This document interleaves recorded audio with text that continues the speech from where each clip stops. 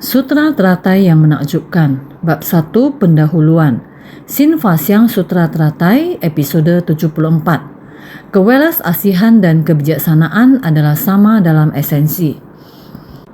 Batin dari Buddha, Bodhisattva dan semua makhluk di dunia memiliki satu tekad luhur dengan kewelas asihan dan kebijaksanaan yang sama dalam esensi. Pada persamuhan di puncak Buru Nasar, semua sama-sama dibasahi oleh manfaat Dharma, bersama-sama masuk ke dalam samadhi dari makna tanpa batas.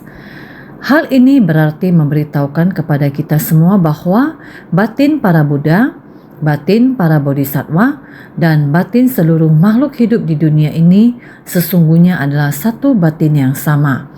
Inilah yang sering saya sampaikan kepada kalian semua, bahwa dalam welas asih dan kebijaksanaannya, Buddha melihat bahwa batin semua makhluk di dunia ini memiliki maha welas asih yang sama, seperti yang Buddha miliki.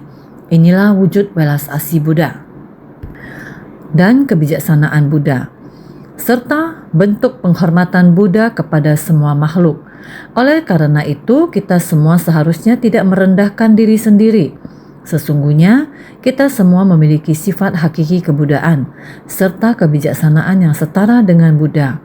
Hanya saja amat disayangkan, entah sudah berapa lama kita terus berputar di dalam 6 alam kelahiran, atau terpengaruh oleh kecenderungan kebiasaan orang-orang di sekitar kita, sehingga tabiat buruk tersebut terbentuk.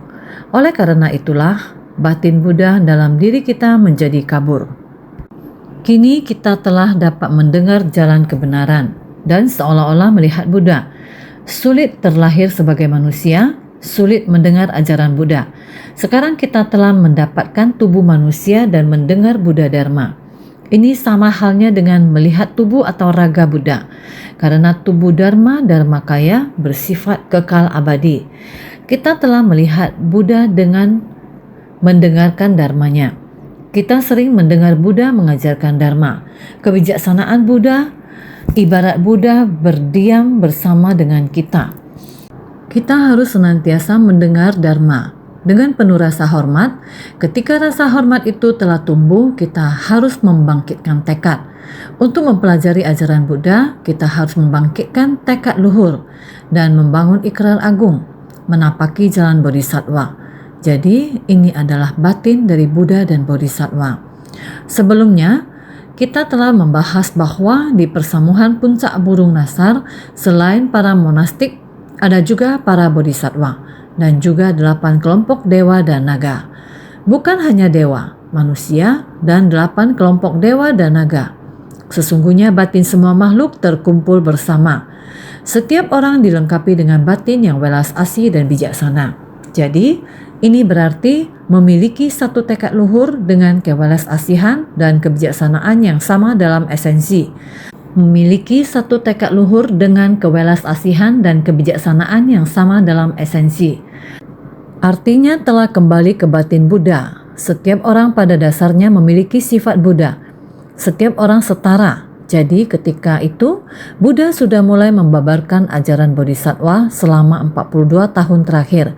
Buddha mengajar sesuai dengan kapasitas. Mengajar Dharma disesuaikan dengan waktu, tempat, dan kapasitas. Sifat para makhluk sangat keras kepala, sulit untuk dijinakkan dan ditundukkan.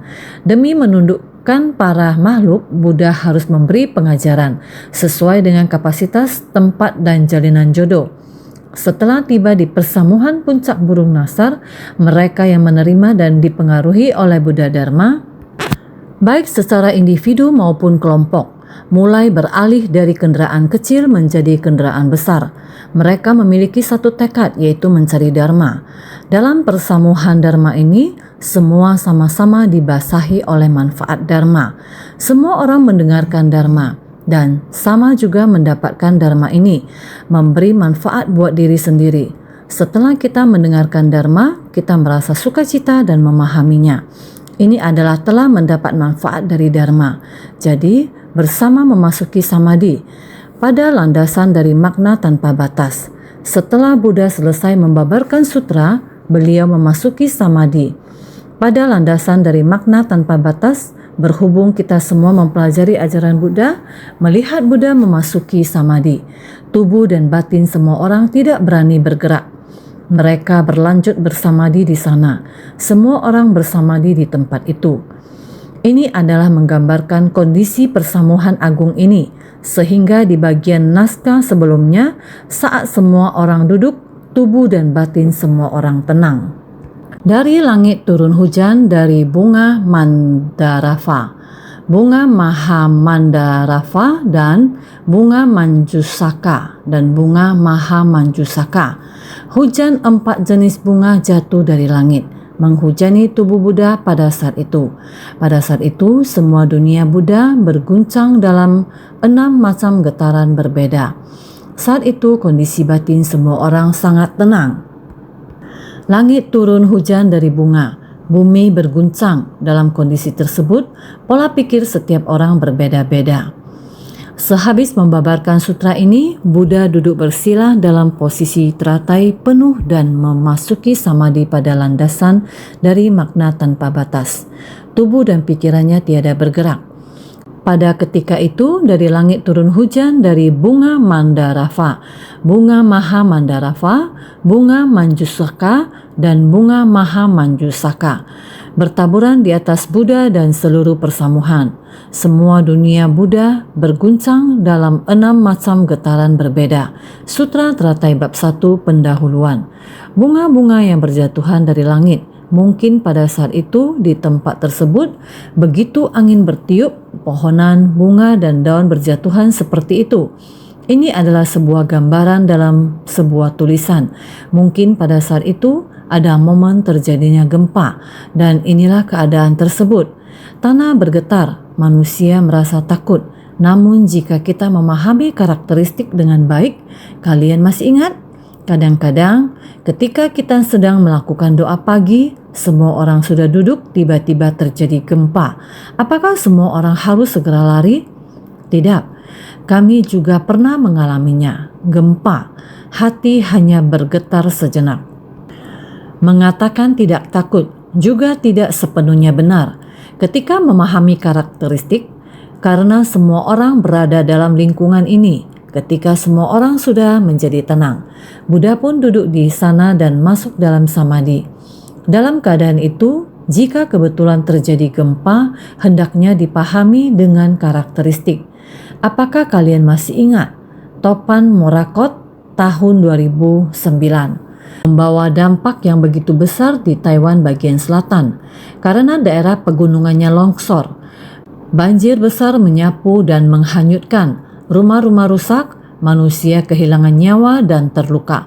Pada periode waktu itu membangkitkan sangat banyak orang yang merasa sepenanggungan dan berbelas kasih. Masih ingatkah? Insan Ceci dari bagian utara dan bagian tengah Taiwan, semuanya menuju bagian selatan Taiwan untuk memberikan bantuan. Tidak peduli apakah memobilisasi bahan materi kemanusiaan khusus untuk bantuan bencana.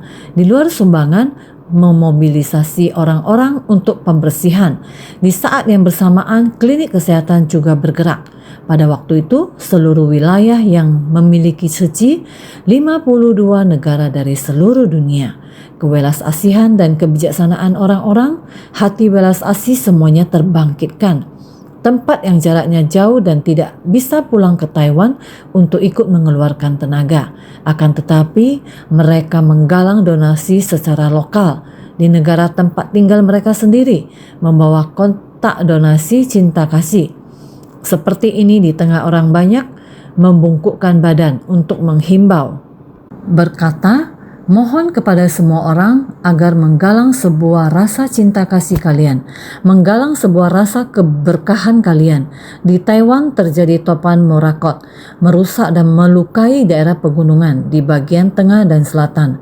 Ada sangat banyak orang yang terkena dampak bencana. Berharap orang-orang bisa membangkitkan sebuah rasa cinta kasih, melihat kembali saat itu, meskipun mereka tinggal di tempat yang jauh, berbeda negara dengan kita, tempat yang berbeda. Ketika melihat video yang mereka rekam, mereka berpakaian tebal, memegang kotak amal dalam cuaca yang dingin, memberi penghormatan dengan membungkuk, untuk menggalang cinta kasih dari orang lain, menggalang doa dari orang lain.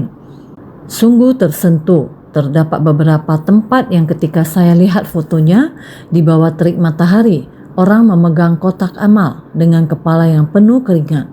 Seluruh tubuh dan pakaiannya basah kuyup.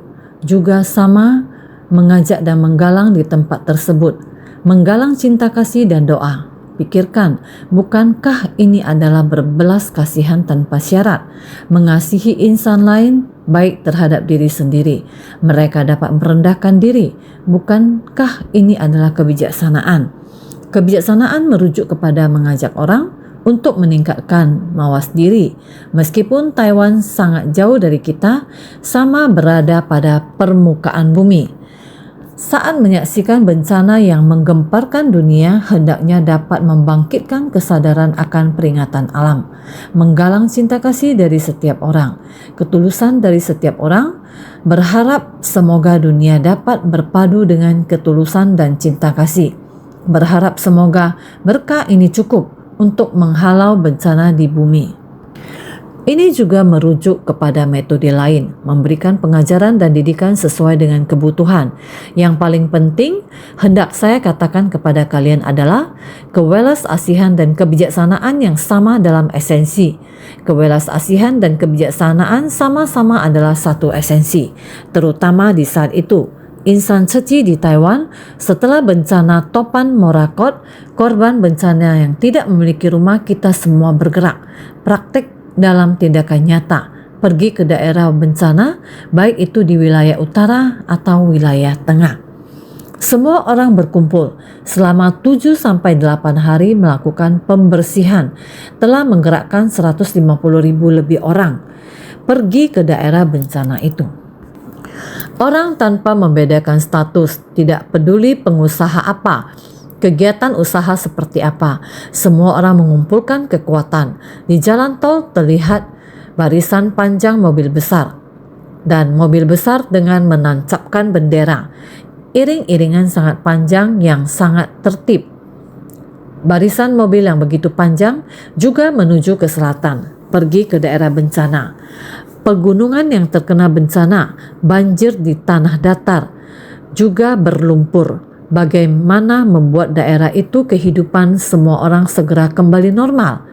Bisa membersihkan lumpur, segera membersihkan bagian dalam rumah, membuat semua orang kembali ke kehidupan normal. Selanjutnya, masih harus memikirkan warga di atas gunung yang kehilangan tempat tinggal, yang rumahnya hancur akibat longsor. Bagaimana cara kita membantu mereka agar mereka memiliki sebuah tempat tinggal yang aman, tempat mereka bisa menenangkan batin, menenangkan fisik, dan menenangkan kehidupan mereka. Satu-satunya jalan adalah membangun kembali, sehingga kami secepatnya berunding dan bekerja sama dengan pemerintah, menyediakan lahan, dan terpilihlah lahan Sanlin di Kaohsiung, sekitar lebih dari 60 hektar, dan diserahkan kepada Ceci. Insan suci segera membersihkan lahan tersebut. Sejak permulaan konstruksi tahun 2009 sampai mereka pindah dan tinggal di dalam rumah itu. Waktu yang terpakai adalah 88 hari kerja dan membuat mereka bisa pindah ke dalamnya sebelum tahun baru. Bayangkan cara membangun rumah demikian tergesa-gesa, bekerja siang malam tanpa henti.